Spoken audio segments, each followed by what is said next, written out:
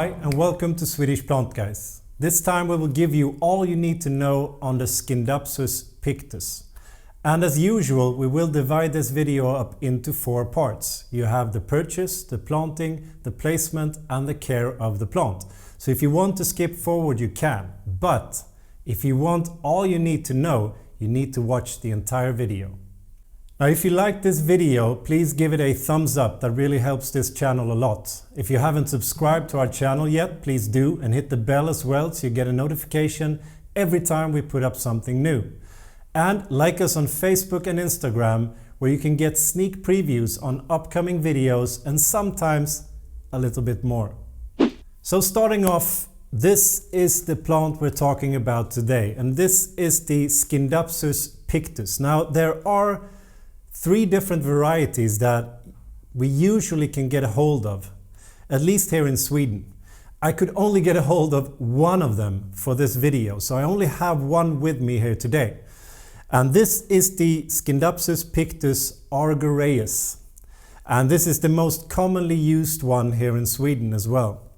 Now it has a lot of different names. It's sometimes called silver pothos or satin pothos or silver satin pothos.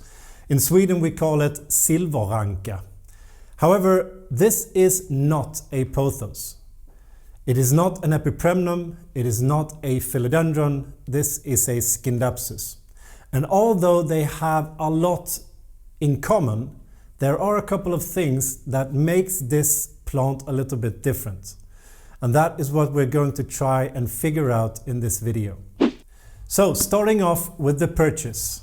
Now when you go out to buy this plant, there are actually 3 different varieties you normally can get a hold of. Now I only have one of them with me here in the studio today because I couldn't get a hold of the other 2. But this is the Scindapsus Pictus argyraeus, and that is the most commonly used one here in Sweden at least. But there are 2 other varieties. One of them is the exotica. You can tell which one is the exotica because it usually has a little bit bigger leaves than the other 2. And also in the middle of the leaf, you always have a green line here. There are never ever those silvery dots in the middle of the lines, in the middle of the leaf here. And that is the exotica. Then you have the silverian, and as the name suggests, it has a lot more of those silver spots on it. Some of the leaves can even be almost entirely silver, and that is the silverian. But no matter which one you buy, you can use everything in this video to all the 3 varieties. So when you go out to buy this plant, usually I say that you need to consider the quality of the plant. But that is not as important concerning the Scindapsus Pictus, because it is a very easy to care for plant. It will thrive in all different types of conditions. So it's not that important that you get a good quality plant. But there is a difference between a low quality and a high quality. And usually one of the biggest differences is that when you get a good quality, you have a bigger root system. But no matter if you buy an expensive one or a cheap one, do never ever knock off the pot. I usually recommend that in tropical plants, that when you're out, you knock off the pot and you take a look at the roots. Do not do that with a Scindapsus. And the reason is, well, there are 2 reasons for that. One of them is that it doesn't have a really massive root system. It's usually, the roots grows quite slowly. So if you buy a lower quality Scindapsus, when you knock off the pot, it's not a lot of roots. You will not even be able to see the roots inside of the pot. But another thing is that in the greenhouse, this is planted in a soil that is extremely airy and very, very light. So when you knock off the pot, what could happen is that all of that soil will just fall out of the pot and you will be standing there with the plant and roots in your hand. And of course, the shop won't like that. So Don't knock off the pot. You could always look to see if there are any roots coming out of the drainage holes in the bottom. If there are, then a big plus. But it's not a big deal if there aren't.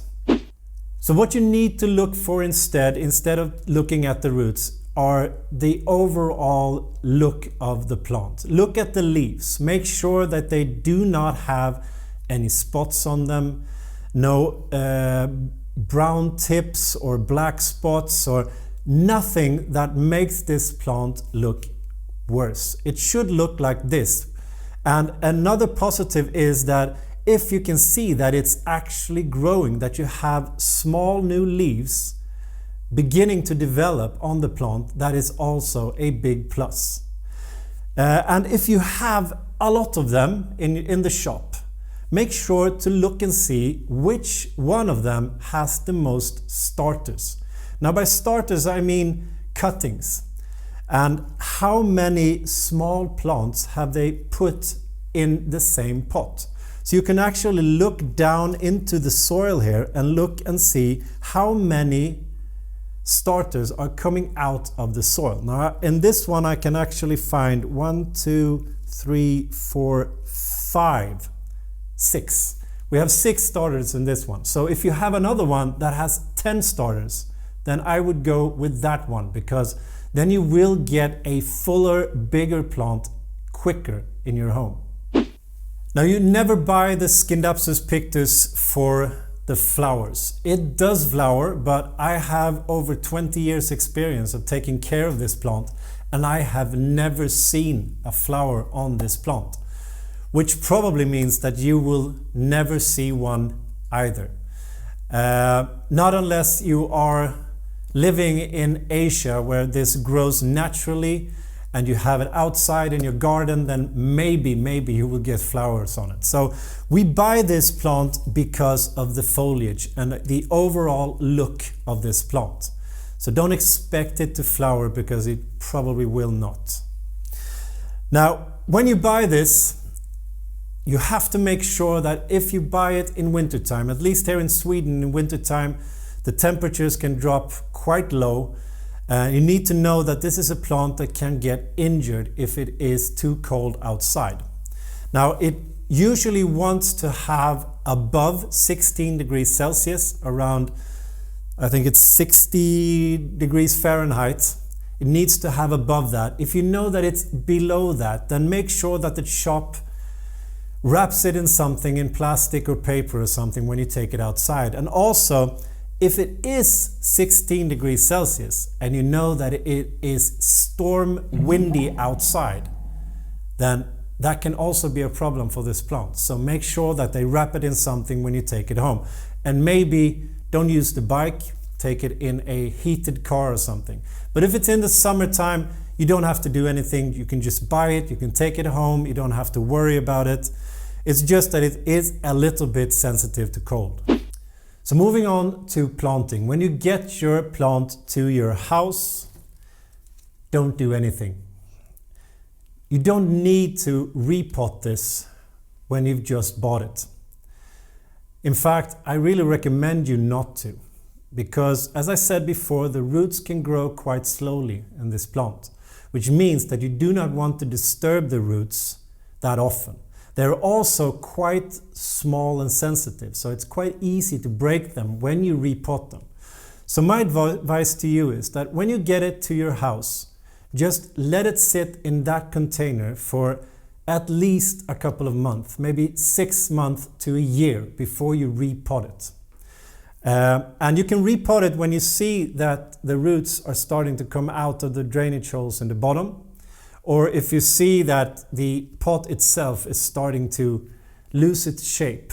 Then you can maybe take it out and look at the roots to see, because it really doesn't like to be root bound, so it needs to be repotted, but do not do that too often. Another thing is that when you repot this, never repot it in a big pot. Just add 1 or 2 sizes to the pot when you repot it. Because if you have a too large pot for this plant, what happens is that that soil will be moist for a longer period of time. So the roots will be wet or moist for a long period of time. And this plant doesn't like that at all. It needs to dry out in between watering. So if it has too much soil around the roots, it is easier for you to give it too much water and maybe get root rot or something even worse, and that will affect the plant and it could die. So when you repot, only add 1 or 2 sizes of the pot, then wait another year, maybe 1.5 years, then repot it again in just a little bit bigger size. So when it eventually becomes time to repot this, what type of soil should you use? Well, I told you before that it usually comes in a soil that is very, very airy and very, very light. It doesn't want a hard and compact soil. So when you repot this, you have to consider that. You can use a standard planting soil, but if you use just standing planting soil, I recommend you to mix that up with something that makes the drainage better. Now we have a video about drainage, so you can go and watch that as well. But if you mix it up with, let's say, perlite or pumice, that will make that normal planting soil so much better for your Scindapsus. So make sure you have good drainage. And also, when you do that, make sure to always repot it in a pot that has drainage holes. Because if this stands in water, then you will get root rot and the plant will die. So you want to make sure that all the excess water goes out of the pot. So a very airy, very light soil and drainage holes in the bottom. Now, if you are a subscriber to this channel, you know that we are very, very fond of pumice. We use that for all types of indoor plants and outdoor plants. And this is also a plant that will thrive in pumice. Now, if you want to know more about pumice, we have a video on that as well.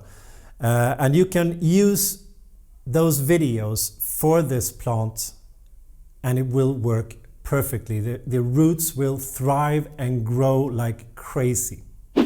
But you could also use a self-watering system for the Scindapsus. That also works fine.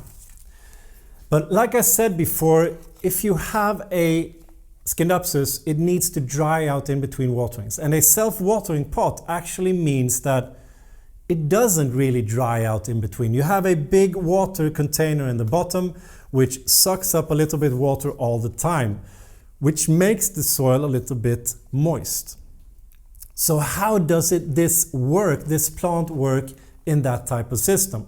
Well, we have a video on self-watering systems as well, so you can make one yourself. But my advice to you is that when you add water to your self-watering system, make sure that it is completely dry in that system before you add water again. So you add water, it goes up, and then you let it dry out in between the next waterings.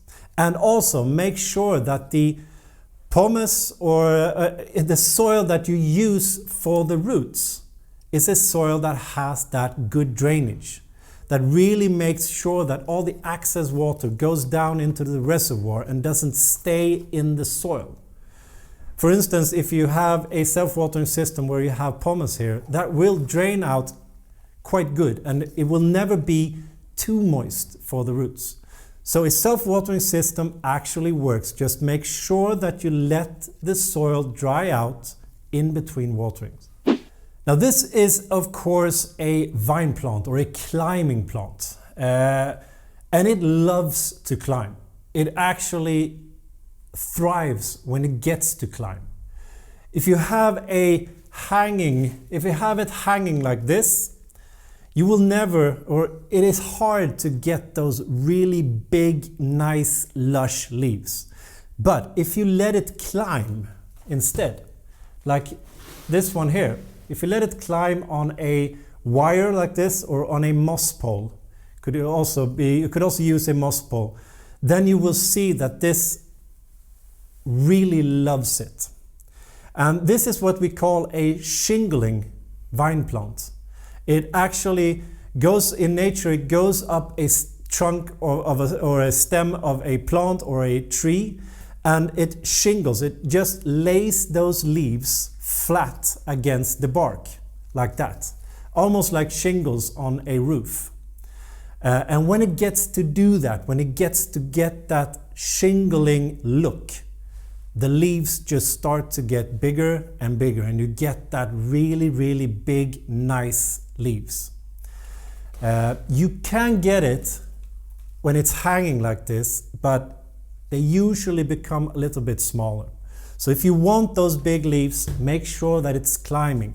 However, this will climb on anything, which means it will climb on your wall at home. If it can grab a hold to your wall, it will climb on that and leave marks. It can also climb on furniture and almost anything. It really attaches itself to any surface, and then it starts to shingle and climb. So make sure that to keep it away if you don't want that to happen in your house. Moving on to placement. So when you get it to your house, where should you put this plant in your house? Well, you can almost put this plant anywhere. This is one of the toughest plants that we have come across in our 20 years of taking care of tropical plants. It is a real survivor.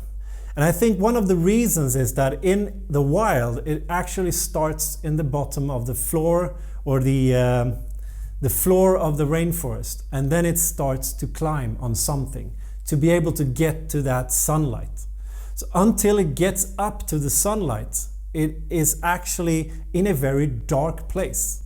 And sometimes when it doesn't get anything to climb on, it will only be down in the floor of the rainforest, where it's very, very dark. But it will thrive anyway. What that means to you is that you could place this almost anywhere in your home. It will love every position you will put it in, but not direct sunlight.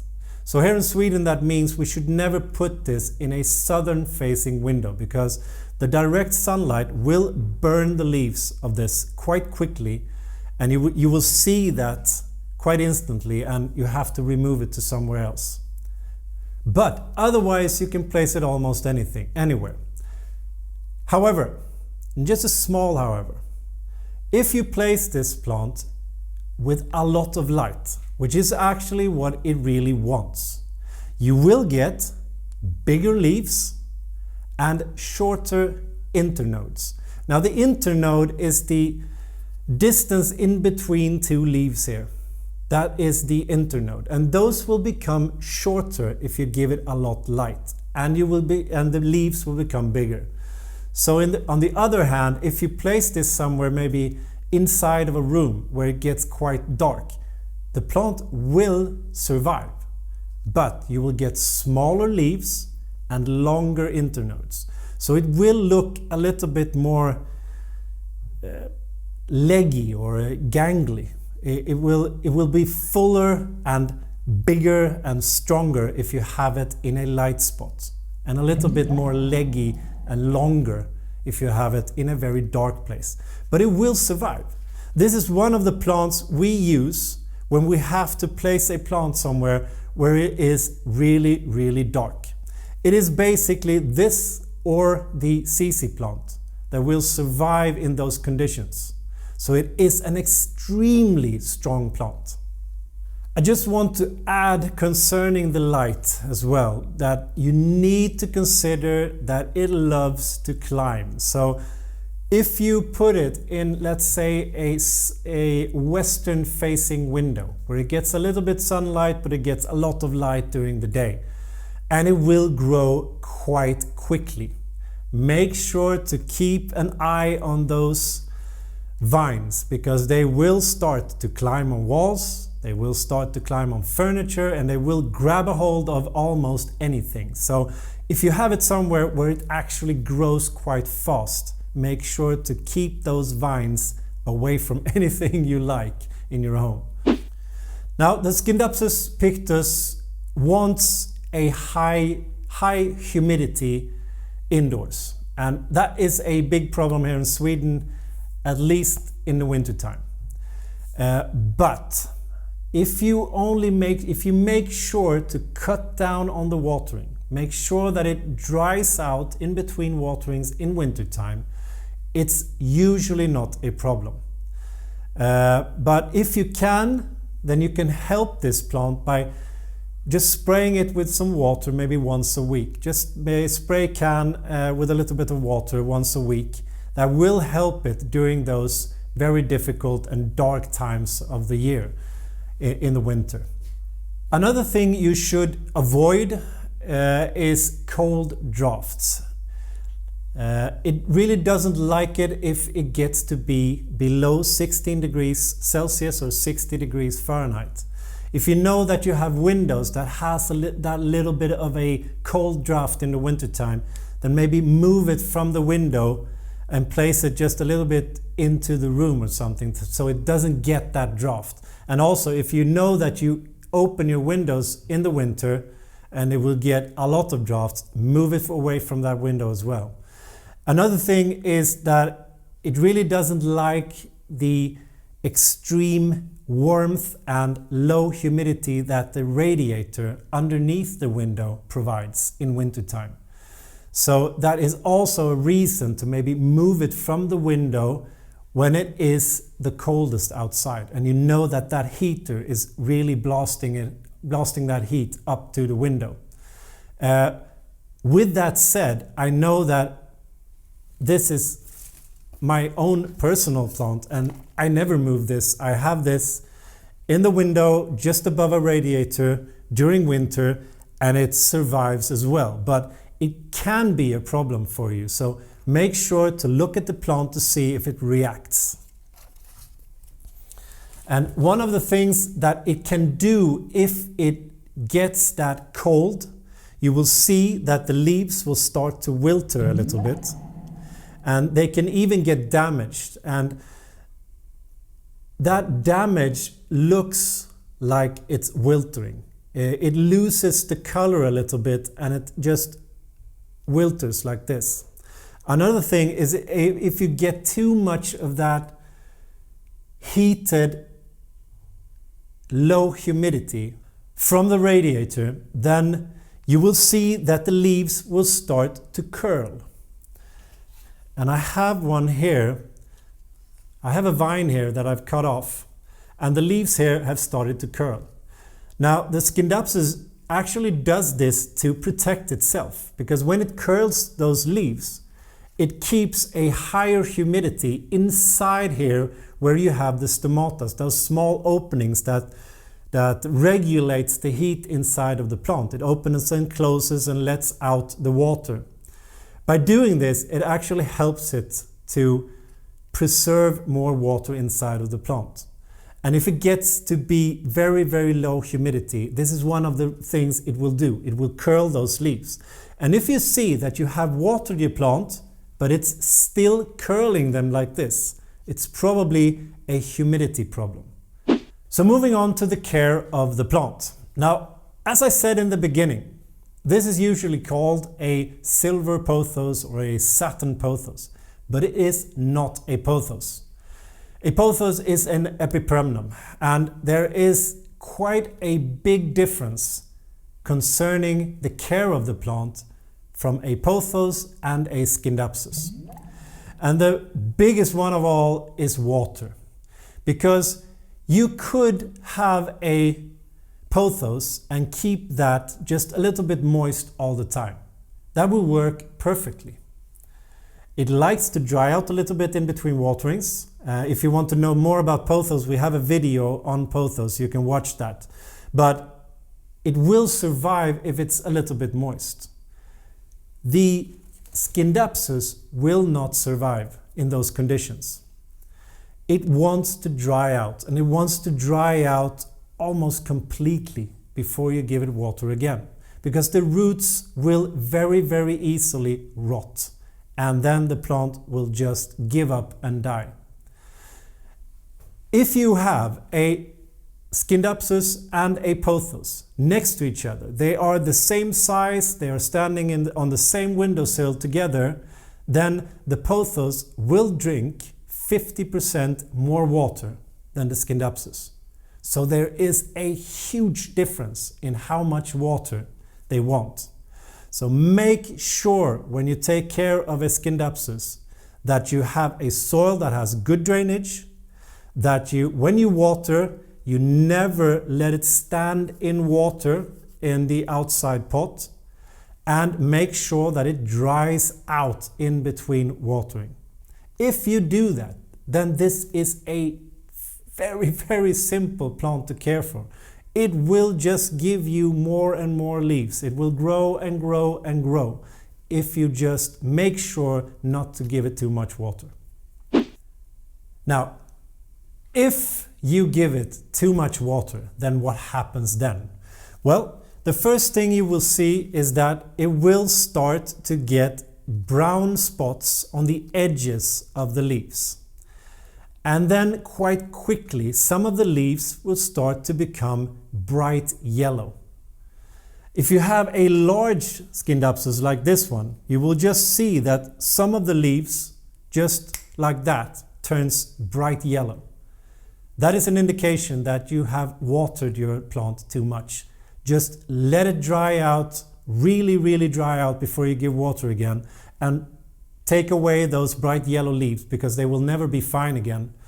Then you have probably saved the plant. But if you continue to water it, then more and more leaves will get bright yellow, and eventually you will get root rot, and the entire plant is just going to start to wilter. It looks like all of the water is just being sucked out of the plant, even though it's really, really moist.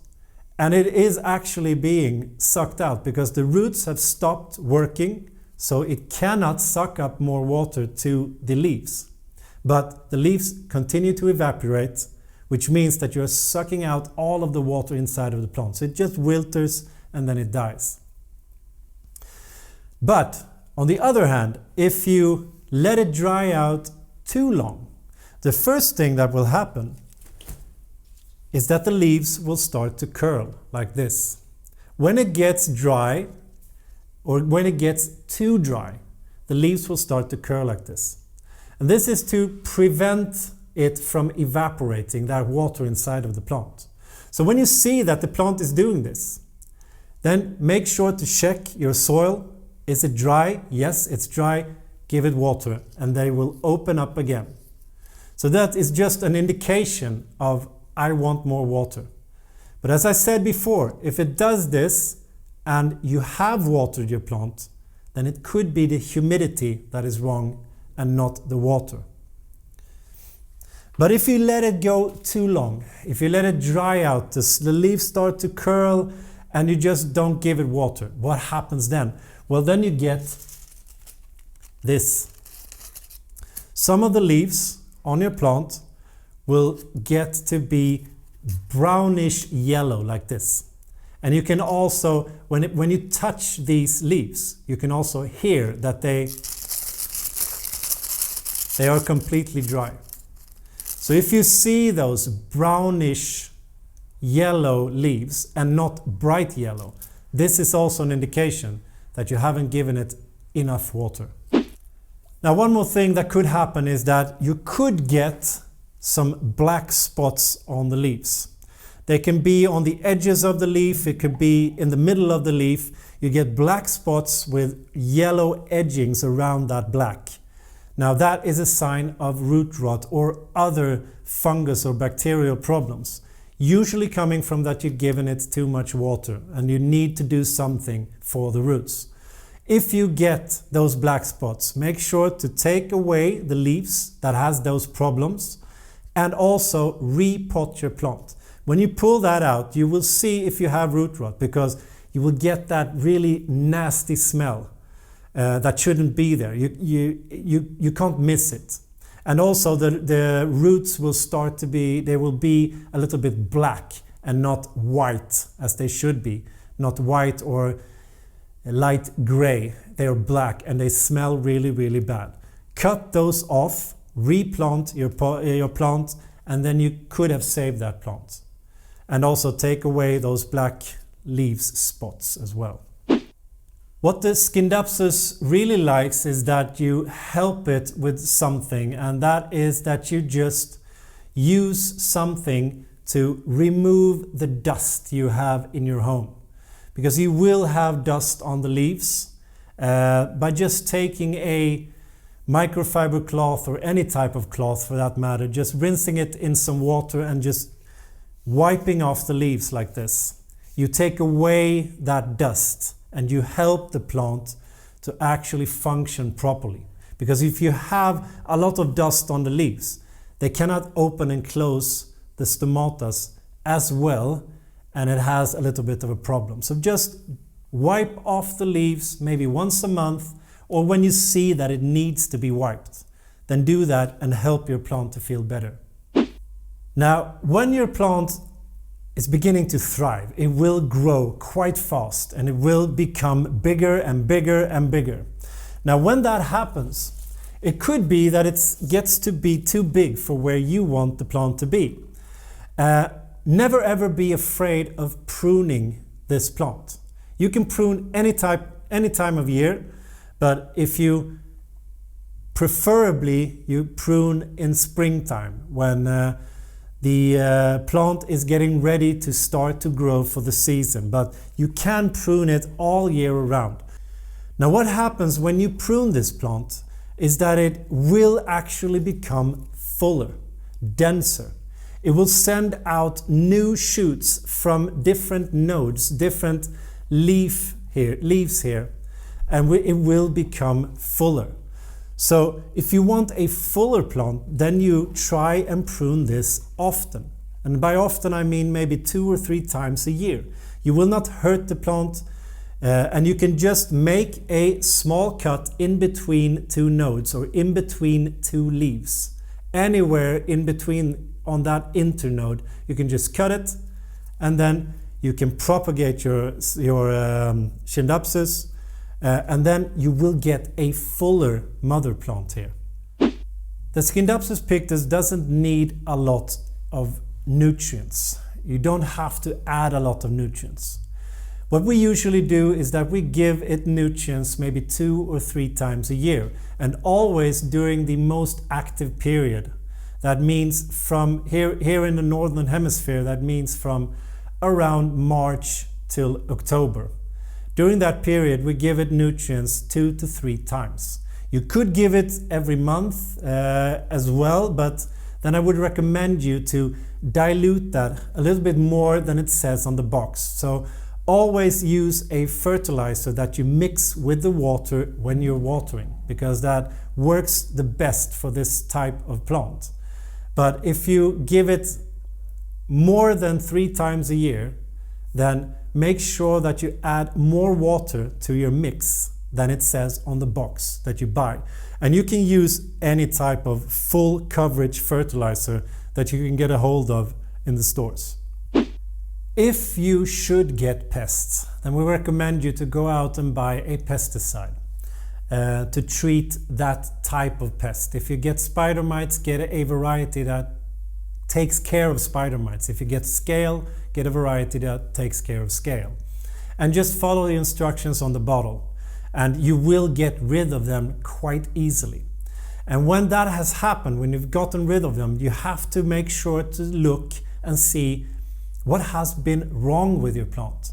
Is it the placement? Is it the watering? Is it that you haven't given it any fertilizer? Does it need to be repotted? Because if you have pests on it, then something has been wrong. So make sure to fix that problem as well. Don't just take away the pests. Make sure to find what has been wrong.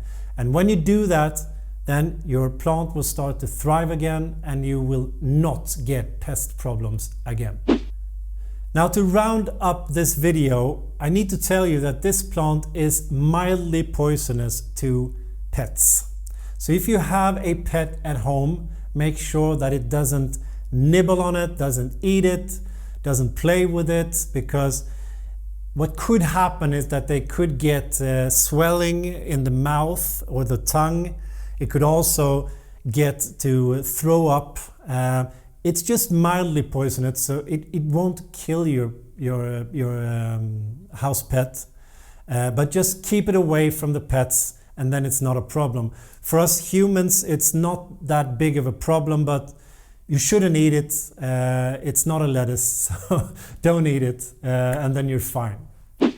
Now, if you like this video, please give it a thumbs up. That really helps this channel a lot. If you haven't subscribed to our channel yet, please do. Hit the bell as well so you get a notification every time we put up something new. And don't forget to like us on Facebook and Instagram to get sneak previews on upcoming videos and sometimes a little bit more. Now, until next time, hej då!